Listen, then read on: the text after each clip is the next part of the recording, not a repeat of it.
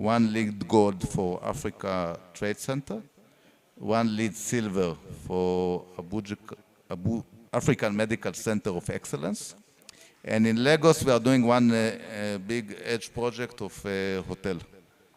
If I just explain about two projects that we are doing lead, the Africa Trade Center is a multi-use project for hotel and office. It's been financed by the Afri-Exim Bank. It will be used for the new head office in Nigeria for the Afri-Exim Bank. And also there will be 150 keys hotel of Onomo brand. It's a Pan-African network. The hospital that we are building now in Abuja, it's close to Abuja, it's called Lugbe area. It's like 15 kilometers from the center. It's 170-bed hospital with diagnostic department as cardiology, hematology, cyclotron building.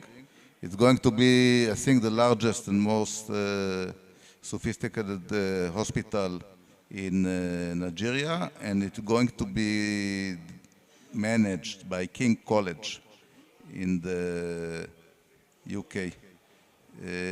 We are seeing all kinds of international clients asking to have a green building sustainability designed and construction.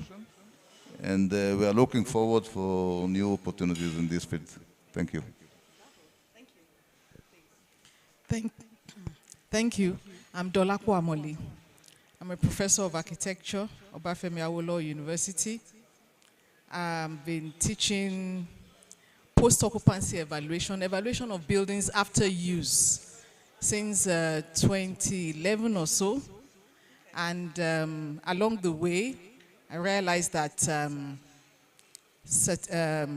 this building performance has to be taught from these dimensions of sustainability, green architecture, health, and that the issue was becoming more important. So by 2016, I think I started to introduce this to my MSc students. And now I coordinate an online and a hybrid program on interior design. And one of our goals is to get to international standards. So one of the key points, one of the key features of that interior design program is making sure that they are well informed and ready to be certified by EDGE or WELL. And so that's been my journey. And health. Thank you. Thank you very much. Thank you. Good afternoon, everyone. My name is Engineer Abiola Koshegbe. I have over 35 years experience in the built environment. I'm an EDGE expert and a sustainability consultant. I've been the general manager of Lagos State Building Control Agency. Before then, I actually spent 10 years working in Lagos Waste Management Authority. Permanent Secretary, Minister of Physical Planning and Urban Development for Lagos State. And currently, I'm the Permanent Secretary of Minister of Energy and Mineral Resources. I have been the initiator of a program when I was in physical planning called the Green Building Initiative. And it is government trying to work on policies that are green related. So the Green Building Initiative has Building Energy Efficiency Code incorporated, the green building in a whole, that's the EDGE aspect of it, and also the domestication of the National Building Code. So we have, under that program, we trained about 100 civil servants. We then eventually got them to sit exams, and well, some of them passed. I don't want to mention the figure. So basically, I'm here representing the Nigerian Society of Engineers, right? So when I speak, I may kind of like revert to government and also the profession. Depends on how I answer the question, so you may forgive me for that. All right, thank you. Okay, that way we can share the second. Great. So I hope the audience can see the wonderful powerhouses we have in front of you, each with their own unique set of skills and what they can bring to the conversations concerning around climate resilient architecture and urban design. And so with that, I'm going to open it up. Actually, I will start with you, Madam, concerning the the Nigerian Society of Engineers, given that you are part of the group and are clearly from your experiences as a permanent secretary very involved on the policy side of things. So the question I have is, how does NSE view the goal to achieve a climate adaptive green environment within Nigeria's built environment? And how can this be attained? What role can NSE play towards achieving this objective? Well, if you look at in the built environment, the engineering discipline has a very unique role. So we have over almost 80,000 registered engineers with Corin. With diverse discipline, we have 25 divisions, which indicates that 25 disciplines of engineering, right, that are actually involved one way or the other with the environment. Because anything that engineers do, or anything you're working on, is designed or constructed by an engineer, right? So it implies that we really have a big role to play. In Nigeria, I would say that we're playing catch-up. There's a lot for the Nigerian Society of Engineers to do, most especially because we have a large number of personnel, so to speak, that are involved in this space, right? So the Nigerian Society of Engineers is intending in the coming times to really work on being more involved in sustainable development. You know, it has actually been an individual kind of thing. You know, for example, myself, right? I found out about I moved into the sustainability space. I'm doing it on my own. So we are working on coordination, trying to make sure that the engineers are heard, that we're actually there. You understand? If you look at the built environment, they say that 40% of the built environment constitutes to the carbon emission in terms of production of building materials, transportation, that's the haulage, construction, every single aspect, right? So 40% is quite huge, right? But when you think about how do we change that narrative in terms of now getting developers, because Africa is a growing economy in terms of buildings, right? There's construction going on. If you look at Lagos, the amount of construction going on, you'll be surprised. So if we're able to coordinate ourselves, and the Nigerian Society of Engineers is able to actually gather the engineers and let them know that there's a lot to do, right? Then definitely there will be change. You know, we deal with a lot of clients, we deal with a lot of developers. People, to build green we know it's not cheap. We know that you would actually spend maybe up to 10%, 12% of your investment, you know, trying to build green. But the returns is what we need to let the clients, to let them know. In this part of the world, people don't want to spend money on initial aspect of it, which is the design. They don't want to spend money. When you approach a professional and a professional says to you, well, you know, I'm going to collect 10%, they don't want to hear it. But in the long term, what do you gain? You gain a lot from your operational costs, energy efficiency, the value of your property. You gain a lot. So it's up to us to get together as a group and make sure that we impact positively on the development of Africa. Thank you very much for that. Thank you.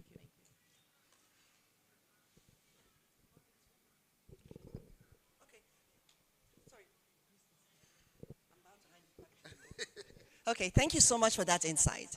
I'm glad to know our fellow EDGE expert, because I'm also and maybe I'll do an introduction later, I'm also an EDGE expert, and I'm also an EDGE faculty as well, particularly because we believe strongly in the fact that EDGE allows you to do good, but at an affordable rate. So it debunks the myth that you cannot achieve green, sustainable designs that are affordable. And all we need to do is not even look far. Think about our rising energy costs, cost of gas, solar solutions. All of these things we're doing ends up allowing us to be cost effective in running and our operating costs, but they also can be done affordably. So the question now becomes, how do we get this message across?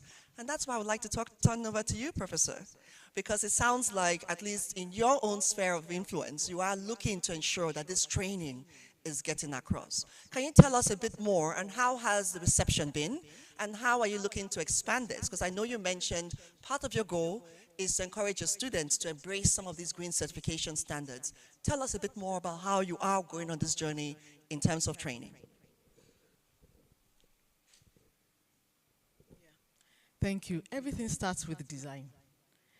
And to design, you must have the basis, the knowledge on which to take decisions. Design is about decisions. You have to take decisions about what to build, what to use, where, how, and what is important, what to focus on.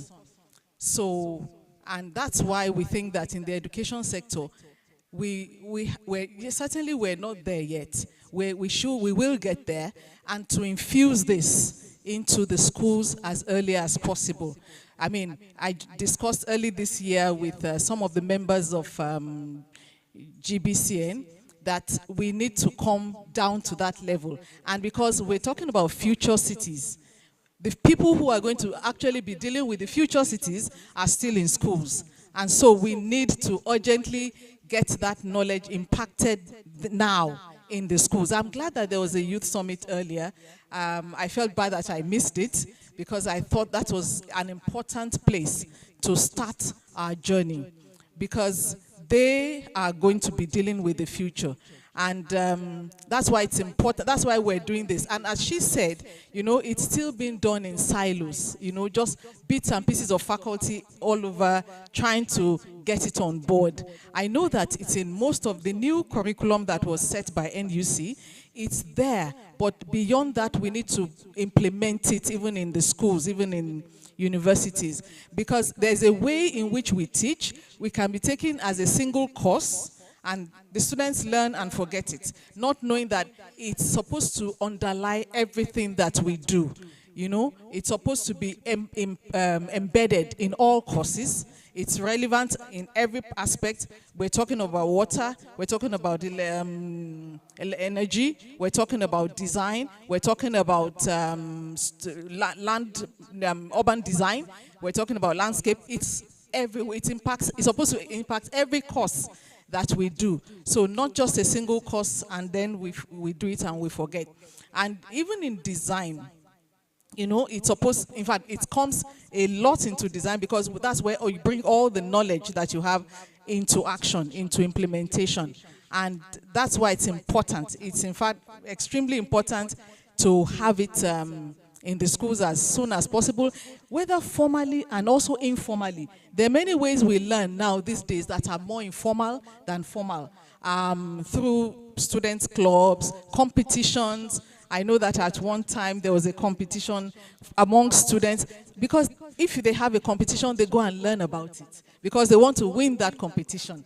And so these are some of the ways to begin this journey, and these are some of the things I am trying to do with a few other colleagues, but we're hoping that, you know, first to get university students to understand, we need to train the trainers. We need to get more and more of the staff on board. I'm glad to see that one or two of my colleagues are also here, and that we're trying to streamline it into many of the things that we teach and do.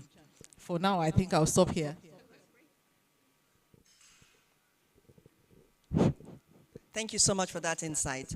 So in addition to my day job, the other hat I have, and I was meeting a colleague with Lagos Business Schools, I also teach, and my recent course is on sustainability. Actually, I teach a sustainability course with the senior management program, mainly because of this challenge, which is trying to educate our leaders, and hence even students, our leaders, to understand sustainability is here to stay. I think that's really the message.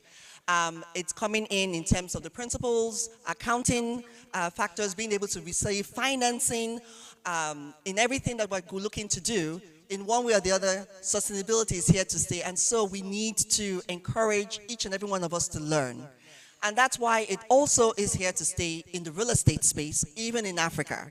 And so I'm thrilled to hear about Asaf's projects, and it will be wonderful if you can walk us through, because you talk about, you have done some lead projects as well as some, can you more?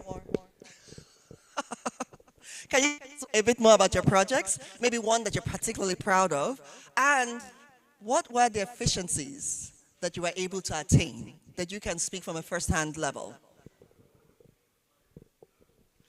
Yes. We work in this field for the past 30, 35 years. And in the past 3-4 years, I identify a revolution in this field, because the building, especially in our field, in the mechanical, electrical, and plumbing, were quite the same for the past decades. But we are facing a real revolution in the past 3-4 years, because we see that the new normal is a green building. We see a lot of new projects that the requirements from the client is to make a green building, either edge or lead. And the reason is divided for two. Let's put the first reason aside for the environment and helping the client, which is important. But I'm talking about commercial-wise. If you will examine the life cycle of a project, which is about 100 years of a building, studies show that only 10 to 15% of the entire cost is the construction and design. The other 85% are maintenance, running cost, and all kinds of renovation required during the life cycle of a building. And green buildings provide reduction, sustainable reduction in the running cost of each project. I'm talking about energy consumption, I'm talking about ease of maintenance, and I'm talking about personnel to maintain the building, reduction of personnel. The requirement coming from the client divided from international companies like banks, oil and gas companies, and even hotel operators. We are doing now a Novotel hotel in Lagos, which was required by the operator, Accor are the home company of Novotel, to make in an edge. And we are doing it like so. The Abuja projects of Afro-Exim Bank, the requirement for hospital and the trade center is to become a lead. And we are providing all kinds of solutions for this according to the lead standard.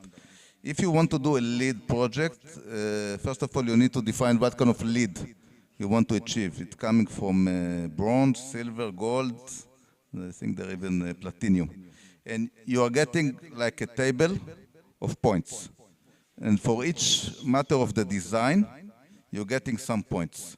You reduce the number of ACs in the building, you get such and such point. You're improving the energy consumption, you're getting such and such point. You're getting more efficient building management system to reduce the energy consumption, you're getting such and such point. And we are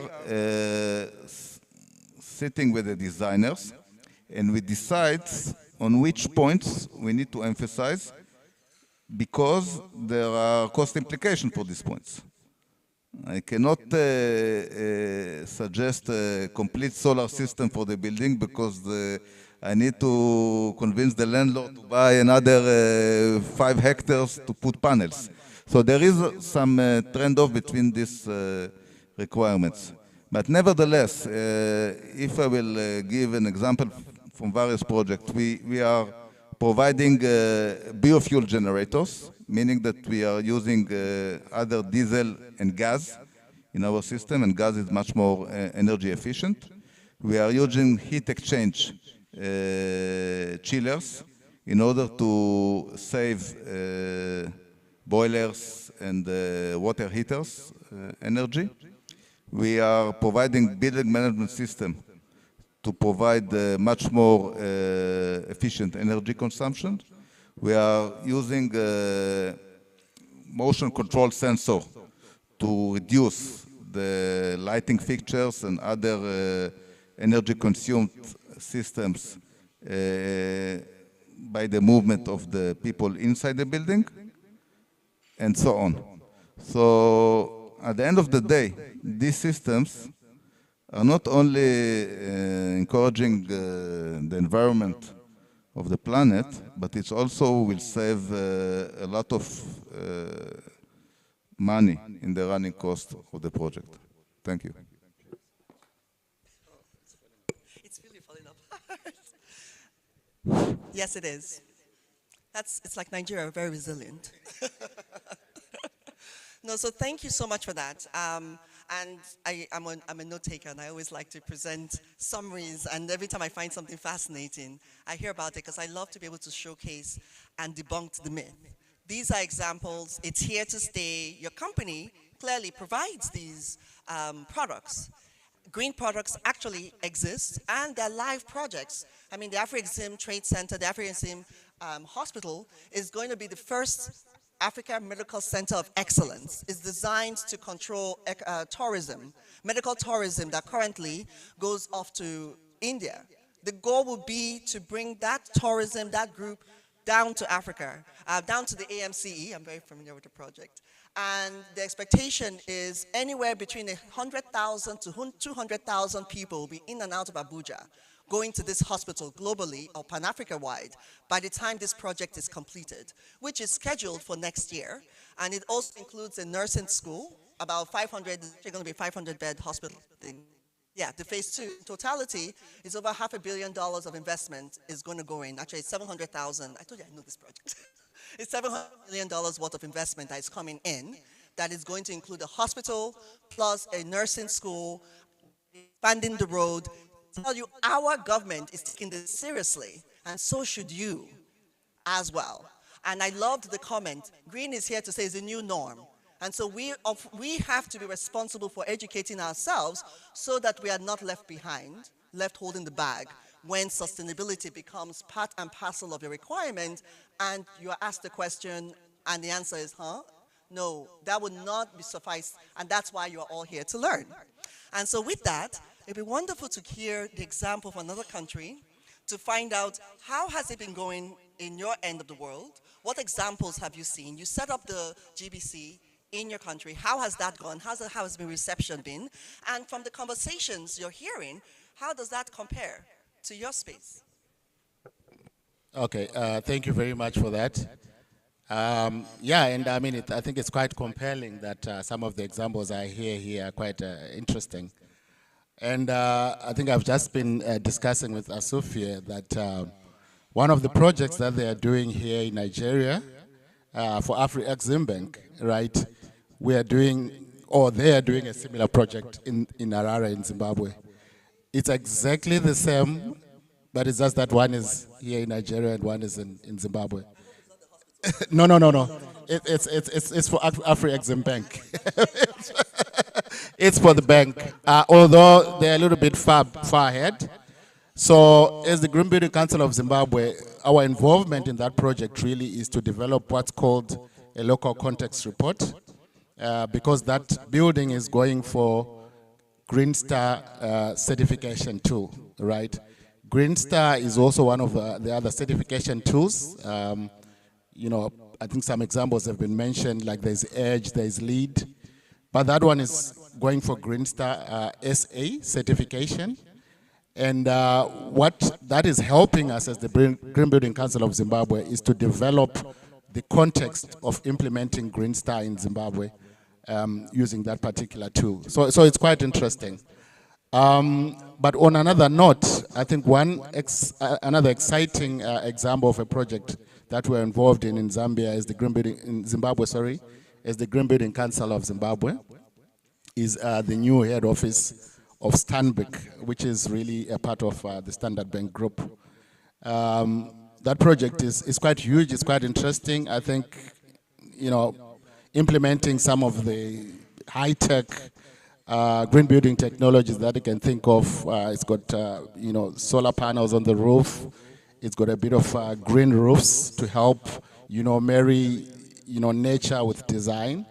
It's got, you know, efficient lighting, you know, all the very niceties of green buildings that you can think of. And that building is also going for Green Star and a certification that's called Net Zero. So there has been some interesting things that have been happening in our part of the world as well. Yes, yes, and we are, you know, happy and glad to be part of that movement.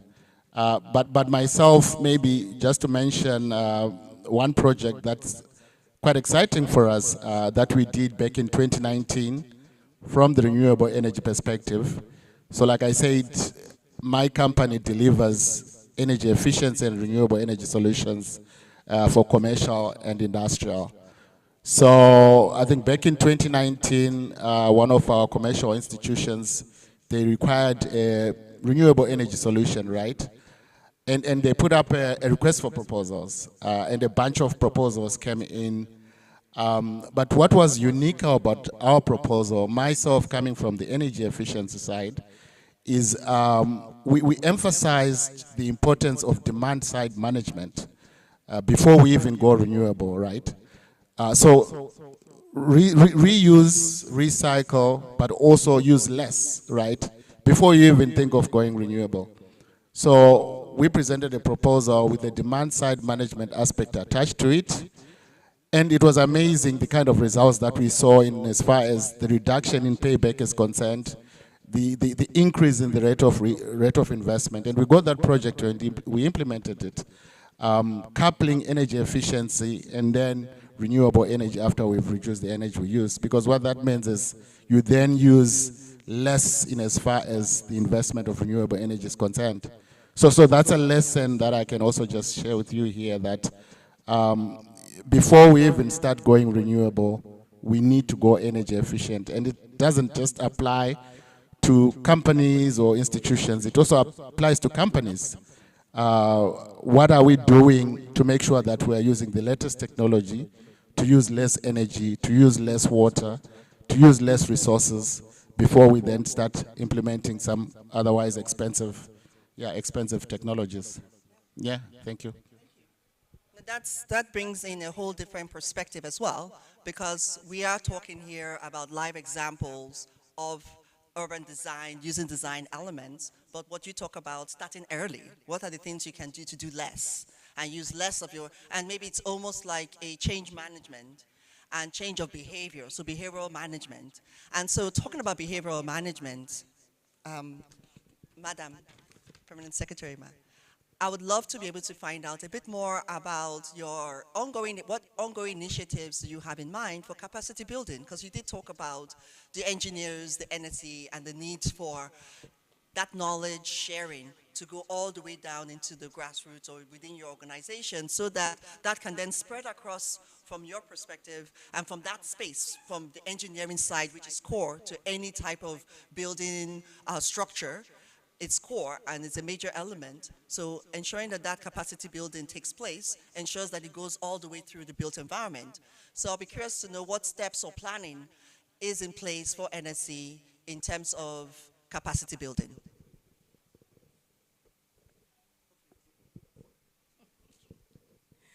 Thank you. One thing that is certain is that, like the panelists had earlier said, green is here and it's here to stay. There are quite a lot of development that's ongoing within Nigeria and Lagos. We know that there's certain levels to building green, energy efficiency, then incorporating water and materials and all that. So, you know, Nigeria is a very resilient nation, and the energy tariff that has gone up has actually made a lot of people start thinking about solar installation and things like that. One of the things that the Nigerian Society of Engineers has actually done is to, especially with the astronomical bill that the headquarters started receiving, the headquarters commissioned 100 kVA solar panel for its building, and is intending to also cascade that to other divisions and branches all over Nigeria. But most importantly, the society intends to partner with government, with development agencies, to really move the movement in such a way that even the artisans understand that building green is important. The developers who sometimes in this part of the world now, you know, the major builders are not even as much as the people that are just building, the individual builders, right? So it's important for us to promote and project the sustainable development aspect and make our people understand. So one of the things that Nigerian Society of Engineers is going to be doing in the coming months is to kind of like set up some committees that will be working on the environment aspect, which we should have done a long time ago anyway, and then try to promote the sustainable development aspect. Like Madam said about the curriculum, about going to schools, going to open spaces and general spaces, and just advocacy. There's nothing as important as advocacy, sensitization, and it comes in different forms. So that is our projection in the coming months, is to make sure that we really have a focused approach to green building. Thank you. Sorry, I just want to add something. I hope it's free enough to, yes, just as she was talking, you know, many times we focus on single large buildings. Most urban cities have about 8% of their buildings being residential. So we also must understand that those small buildings, when added up, if they are unsustainable, they surpass the bigger ones. So there must be a lot of focus. That's why our advocacy should really come down to the grassroots. I was involved in one small project. It's a students' housing project. And, you know, we decided that we're going to do our best using passive energy, passive solutions, passive designs. As simple as that is, I was so surprised that one of the comments of the client was that, why is it so cool inside? You know? And it was hot at that time of the year. You know, December is usually one of the hottest times. I said, yes, we've ensured that everything about it meets passive design strategies. So simple. I mean, those are the simple things we learn, but yet so effective. And I thought to myself that if we did this for every small building, because you enter, you don't need any mechanical means of energy. Every other thing is accounted. If we did this in every small project, but that means that every person, every builder, designer addresses passive energy first before addressing how to reduce energy consumption for mechanical means. So the extension of the question I had regarding that has to do with areas of collaboration. Because you mentioned the fact that you are collaborating with the government. Something you said, and I took, you said, move the movement. I love that, move the movement. So, sorry. So you talk about move the movement, which is collaborating with government. In the education space, what levels of collaboration are taking place amongst the schools? Because like you said, there are pockets of people that have this awareness, and it's important that that gets spread across to the key players in the built environment, which each and every one of us are involved in. So within your space, can you tell us a bit about areas of collaboration that either are ongoing or are being put together as a brainstorming session, for instance? I wouldn't say any is going on that comes to my mind immediately.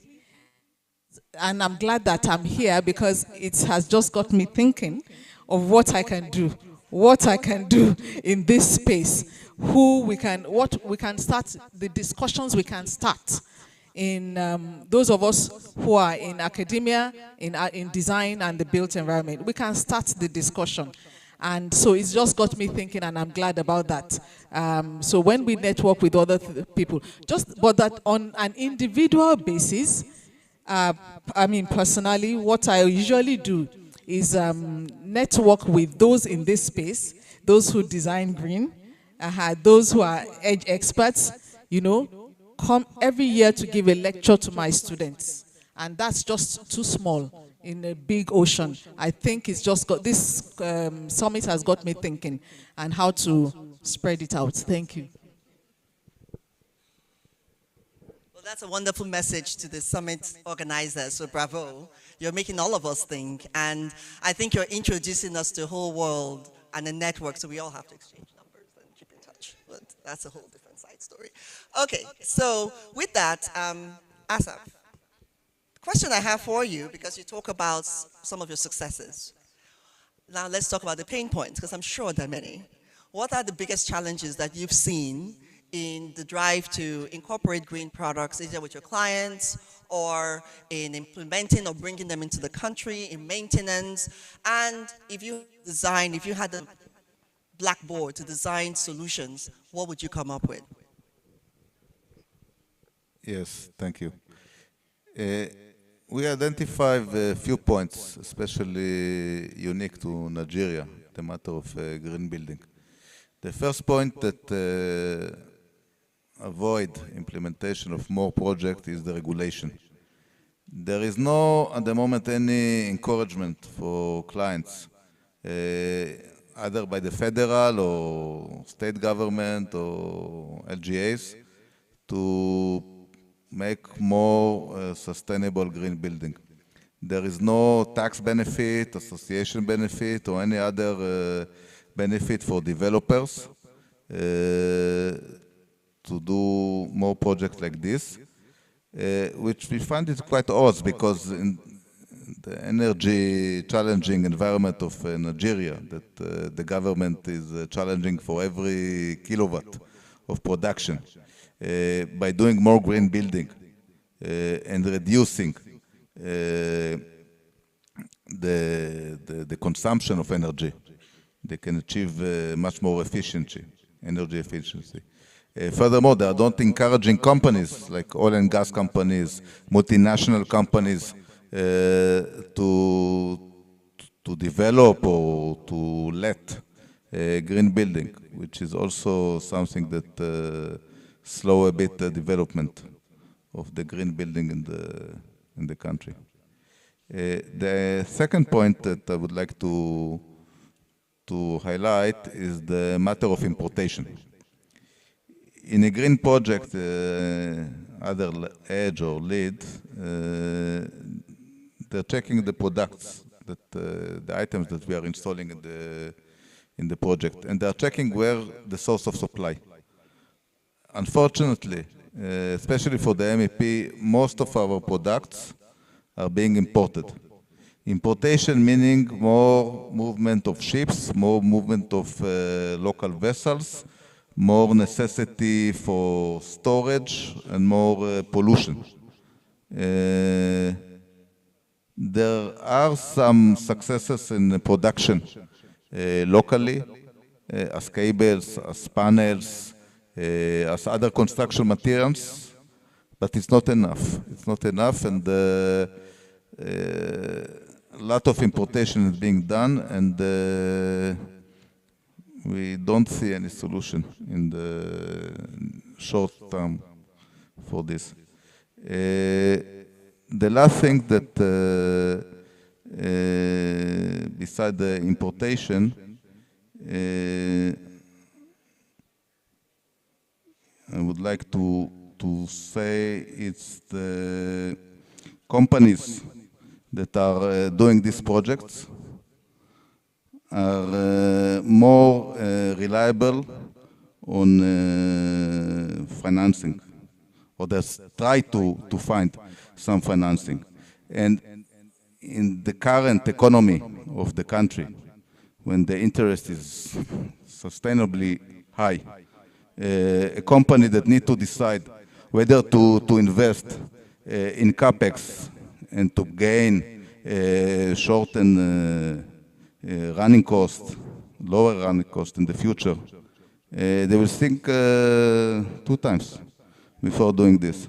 Because sourcing financing for green building, especially when there is no any benefit at the moment from the government, is quite challenging.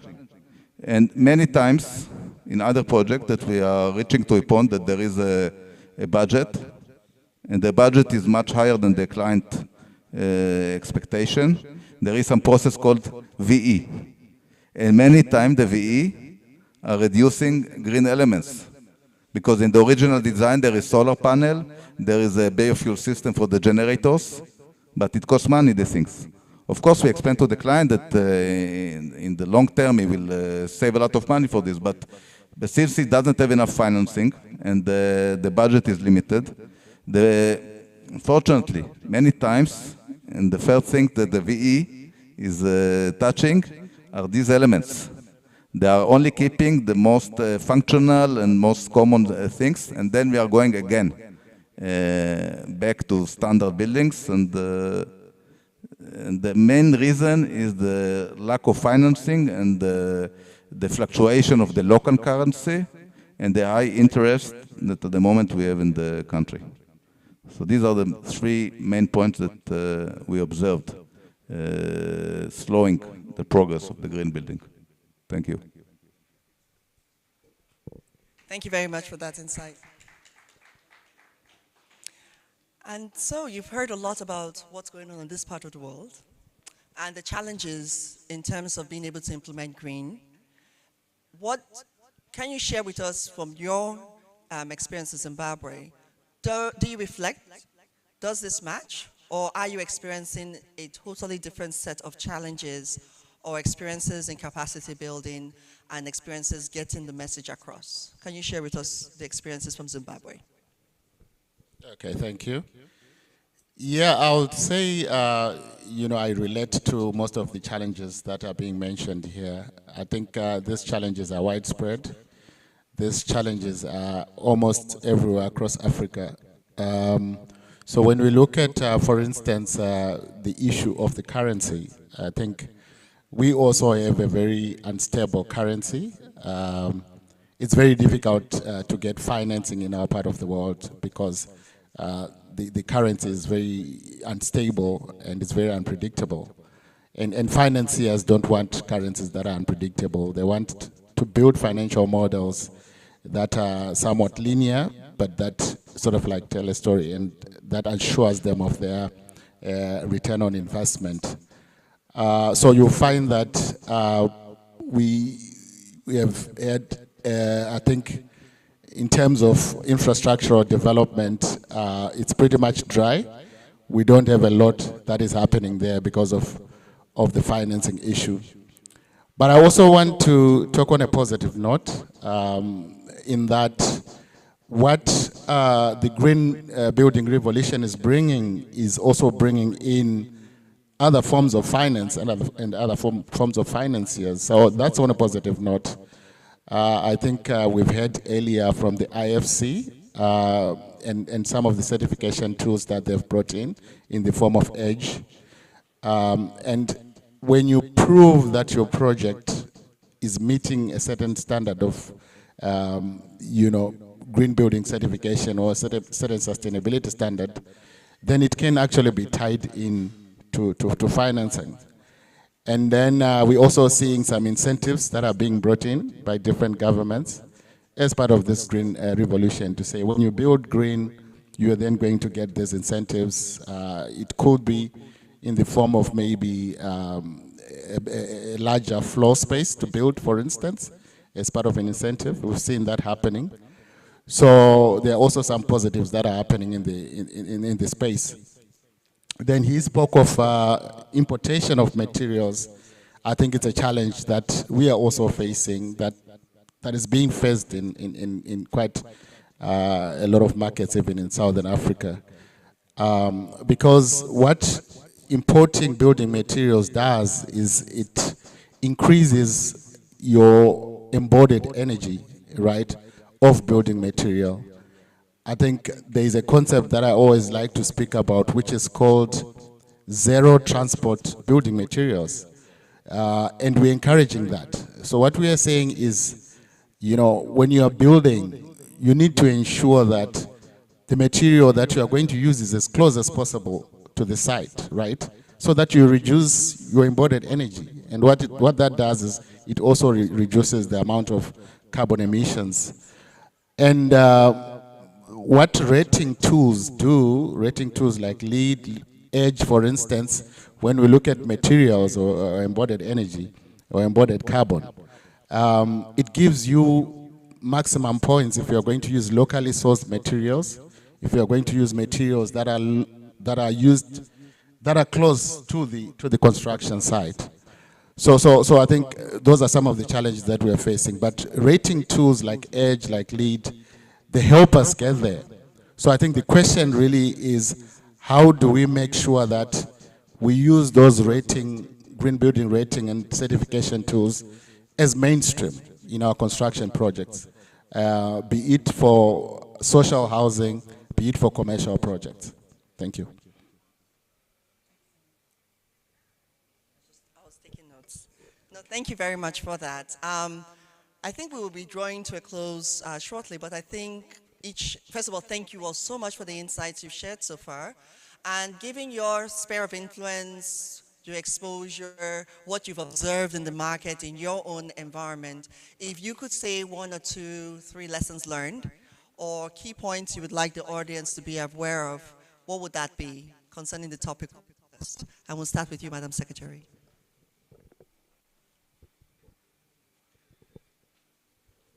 Thank you. Just to digress a little bit and give you a fun fact. So in 65 years of setting up the Nigerian Society of Engineers, we have the first female president, right? So I see a lot of ladies there. So we have in 65 years, right? When I studied engineering, there were 3 of us in the whole engineering faculty. That was in the 80s, right? So in UK. so there were just 3 of us female engineers in the whole faculty. That's including aeronautical, mechanical, right? But these days now we have a lot more ladies in the sector, right? And we believe that ladies bring different things to the platform, right? So, Madam President, in the coming months, and that's why I keep saying in the coming months, right? She's going to inaugurate the Presidential Committee on Environment and Green Climate Transformation. And that committee will focus a lot, because like I said, it's been a lot of individual endeavors. So that committee will focus more and bring together a lot of environmentalists and people that are interested in green construction, green. Exactly. So we're really going to be deliberate about the things we're going to be doing. Like I said, engineers really have a huge impact in this topic. And so it's time for us to step up and really take, more interest in what we're doing. And that's my takeaway for everyone here. Thank you. Thank you. So in closing, we've been, since yesterday and this morning, we've been talking a lot about sustainable climate resilience and all that. And I just want to drop this last point that I've become more aware of, and it's the fact that we have to have a level of priorities when we're dealing with sustainable issues. There's so many things to focus on, but there's always something that is extremely important for each particular context, for each particular building type. so that we don't try to address everything in everything. There's always something contextual. We have so much to say on this. One is that the regulations, the codes, the rating certification places, certification organizations need to be a little bit different. Think of the context, because Nigeria, Lagos is different from Kano. You know, the context is actually extremely different. So we have to be conscious that there are particular issues that are, for example, in Lagos, it's high humidity. In other places, it's not high humidity. So to be most effective, we have to understand the context well, both the social context, the physical context. We have to understand so that we can respond appropriately. Thank you. My last comment is that I don't know who from the panelists or from the audience will be involved in a green project, but it's very important which consultant you are choosing. Because a green project is a complex project. It requires commitment from the client, from the contractors, from the designers. And now you're bringing another guy to the equation. You're bringing the green consultant. And first of all, it requires to have experience, of course, in other projects. But in Nigeria, he has to have experience in Nigerian projects. I know it's quite challenging because there are not so many. I can give you an example. We were involved in one project. They brought some consultant from Kenya. And he wanted to reduce the energy consumption, and he wanted to reduce the fresh air in the project. So he said, cancel the fresh air and the people will open the windows in Lagos. So we told them in Lagos, people are not used to open the windows too much. And so this is only one example. Because in normal projects until now, there was the architect, there was the structural engineer, MEP, and so on, and there was a project manager. But now we are bringing another body, which is required to have experience in project, but is also required to have experience in project management, because there is a standard project management and the green project management. And only if every parties will collaborate and work synchronously together, then will be an end to a green project. Otherwise, most likely it will fail, and the client or some other guy will abandon it in the middle of the process, and all the money that was spent will be for nothing. So this is what I want to emphasize. It's very important which consultant will be chosen for this task. It's a very complex task. Thank you. Yeah, so in closing, I'm just going to speak a little bit maybe from the Green Building Council perspective, since I'm quite involved in there. And it's quite interesting, and I hope all the panelists here are somewhat involved with the Green Building Council of Nigeria. I think from a collaborative perspective, from a training perspective, but also maybe as members, because I believe Green Building Councils are doing some great work across the continent. It's an amazing network. I think you've heard of the Africa Manifesto. So the Africa Manifesto is, I would call it a declaration that was crafted by over 10 Green Building Councils in Africa, really as a tool to coerce our policymakers in taking action, right? So first we identified what I would call our pain points here in Africa, in as far as sustainability is concerned. And we're talking of energy, we're talking of water, we're talking of infrastructure, we're talking of materials, we're talking of the financing, right, to take sustainability or decarbonization of the ground. And then that is really a document that is pushing our political actors or our policymakers to make the right decisions for us, so that we come up with what we call the Africa we want, right? So collaborating with Green Building Councils is, I think, is of paramount importance, but also because Green Building Councils are an immense force, right, We are talking of over 75 green building councils the world over, with a membership of over 46,000 people.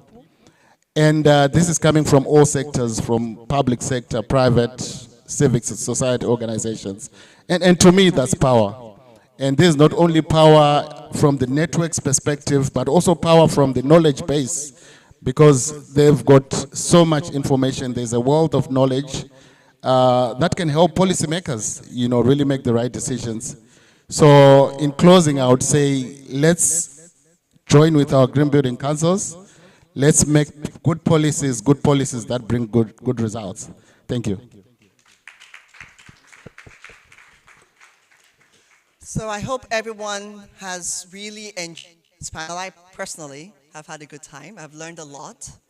I personally am driven to first connect with you all, to know more about what areas for collaboration. Thank you for that conclusion on we all should participate with the Green Building Council and lend our voices, lend our experiences, and come together to ensure that our joint efforts and joint interests now ensures success for the Africa's built environment in terms of embracing sustainability and urban design in our environment, which is good for our communities and good for our environment and ultimately good for businesses as well. So it's a win-win-win solution all the way around. Thank you all so much for the time, and thank you for the audience for being here.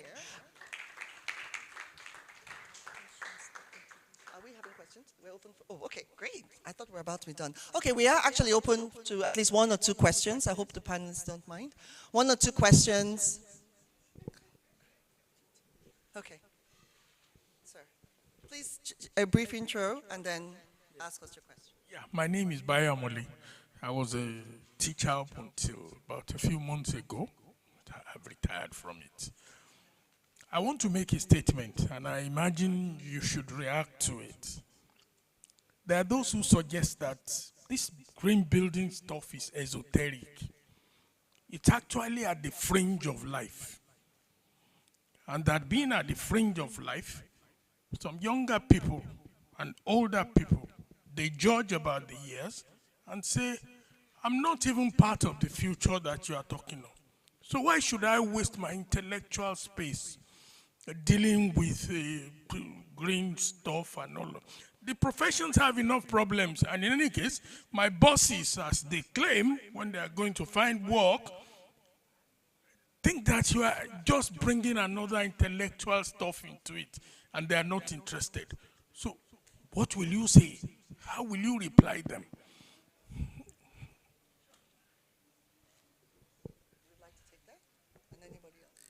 Yeah, I just want to give that a shot first. Because I think why some of us are doing this work is because this kind of work is really close to our heart. And despite that, we've actually seen things happening, right? So to me, when I look at the issue of green buildings, the issue of sustainability, for Africans especially, it's a matter of life and death, right? And just to give you a bit of examples, when I came into Lagos, our infrastructure, for instance, you will find green buildings or adaptable cities, they talk about infrastructure as one of the key elements. And in infrastructure, we're talking of transport, sustainable transport systems. But we've got one of the worst, I think, transport histories in the world in as far as accidents are concerned. We've got so many accidents that are happening in Africa, more than anywhere in the world. Why? Because we do not design our cities to give, the right leeway for pedestrians. We know that we use more motorbikes than anywhere in the world. We do not design our roads so that there is, a proper sort of like avenue for those motorbikes to be driving on. Instead, they move side by side by, speeding vehicles. And that leads to accidents. We have people in Africa dying of heat stress because our temperatures are subtropical. It's very hot. So green buildings and adaptable cities or sustainable cities, they talk of designing to ensure that we've got livable spaces we design against things like the heat island effect, because we've got people actually dying of heat because it's very hot here. We look at things like water, for instance. We need to make sure that we design our cities so that we use the scarce water resources that we have. Why? Because over 400 million people in Africa do not have access to drinking water, and that leads to death.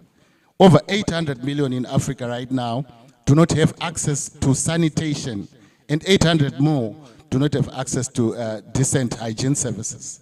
So these are really life and death situations that we are facing.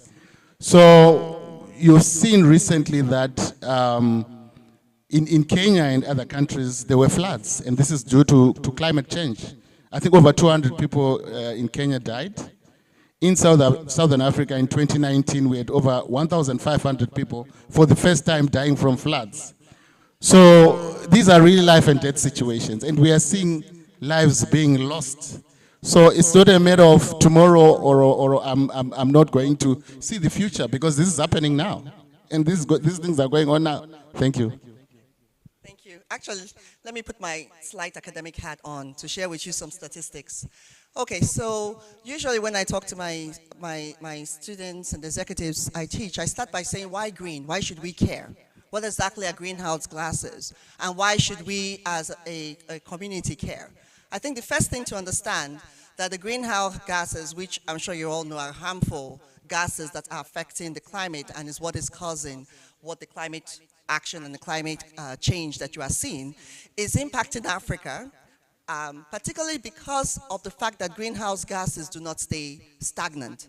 So a number of the arguments you hear is, oh, it's a first world issue, and they are the ones that started. And as a result, why are we the ones paying for this? This is a farce. It's coming from them to impact us. Well, the challenge is greenhouse gases do not stay stationary. So yes, they've developed. You've seen China. You've seen all the development that have taken place. Yes, they developed and the greenhouse gases have escaped, but they're not staying there. They've actually come to our region. That's what you need to be aware of. And what does that mean? Well, our GDP, we are two issues, 2 points you need to look at. One is our GDP. Africa's GDP is 4 to 5% being affected by greenhouse gases. And our GDP every year, we are losing. And as a result of that, our agriculture, we are currently, if I looked at the numbers, our agricultural yield is something like, compared to the US or to India from 1900s. That is how low our agricultural yield is. That is how much we are impacted. The second statistics you need to look at is something called how a country adapts. And Africa is one of the most vulnerable climates. What does that mean? Amongst the top 10 or the bottom 10, Africa is number 8 out of the lowest 10. What does that mean? It means not only are we the most impacted by the greenhouse gas, we are the least likely able to adapt. So we're hearing about these sustainability issues now.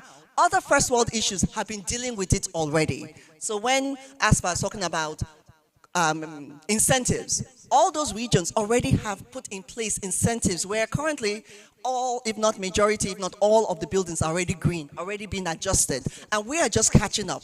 So we're hurting in two ways. We're the ones most impacted, and we're the ones most unlikely to be able to adapt, because our economy isn't strong enough yet to be able to change what is needed quickly enough to get there.